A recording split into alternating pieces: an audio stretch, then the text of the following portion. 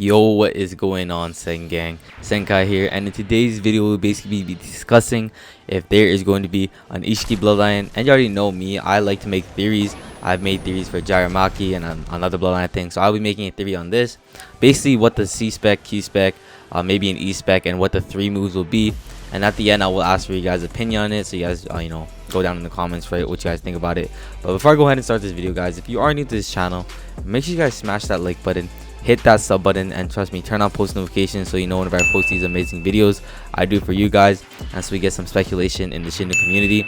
And disclaimer, I do know that Kamaki exists and Tintail's third form exists, but I will explain in the video why I think ISSHIKI deserves its own bloodline, and because there's a lot of moves in the series to use. So hopefully you do watch this video throughout the end. It'll be a decently long one, so make sure you guys grab a snack or a drink or whatever.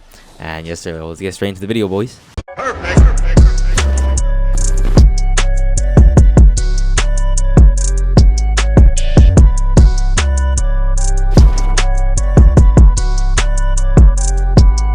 Alright guys, so I already know that Kamaki and third stage Tintails does exist, but let me explain this for you guys.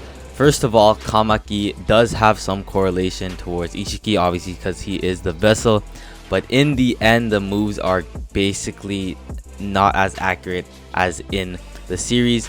And it's basically conspiracy and a theory as well for the Kamaki, because Kamaki does not use those moves, only for the first one, and I'm pretty sure the Q spec. But what I'm trying to say, guys, is that basically what I want them to add are the accurate moves that ISSHIKI does use in the series, and I will be going through them. So the first one we have is going to be the boxes. Now we already have these boxes by Kamaki, but the way it's used in the game is used as a teleportation thing, which obviously can be used for more, as ISSHIKI does use to crush or try to crush Naruto and Sasuke, as you can see right here. And I feel like that would be a good move as an AoE around you for a defensive move. So like it summons a bunch of boxes which hits a lot of your enemies around you, and it does protect you, because if it's just summons one box, it's basically like Kamaki. So it's better to summon a bunch of them and they just fall to the ground, and they have a nice effect where the ground just explodes and rocks crumble. So that should be the first move, or one of the moves, which is really cool. And another move that I personally think that should be added is basically the Sasuke move. And if you guys know what it is, obviously ISSHIKI dog walks on Sasuke. And if you guys don't know that clip, I'll show it to you right now, where Sasuke says, gotcha, just try and buy us enough time, and out of nowhere ISSHIKI comes and kicks him in the face. This should be like one of those moves that like you go up into the air, as a countdown, and then you start sliding down. It's like that one Taijutsu move, I forgot the name, but it's like a Ember one, I'm pretty sure, and it's the one I have right now that I'm using in game.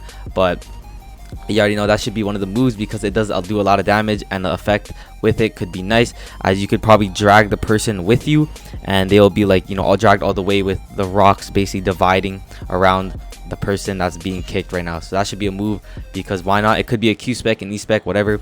At least make it a move, because it is pretty funny, and I feel like a lot of people would like it.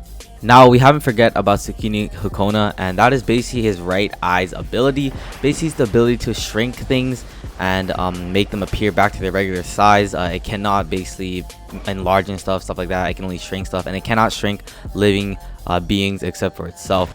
Now this ability can be used in a way as a C spec, as you can shrink yourself and you'll be shrunken for a short amount of period, or a short period of time, and after that you reappear in the same size.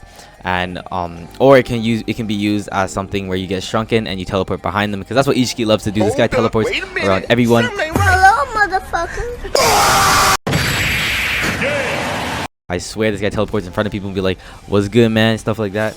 He's like about that life. So maybe something like that. But we have to take an account of basically the Tsukihikona. Yeah, Sukona Hukana. You know what I mean. But yeah, basically that move should be added in some way, either the C spec or the Q spec or the E spec, because that is one of the most OP abilities. And the reason why I do want this one to be added is because it is like kind of like the Shiver Akuma's abilities, basically where you go into the domain and you can like teleport somewhere. This should be similar to that in a way, but it does damage in the end, because ISSHIKI is like the god bloodline out there. It's literally better than Naramaki, even Baron mode at its highest potential.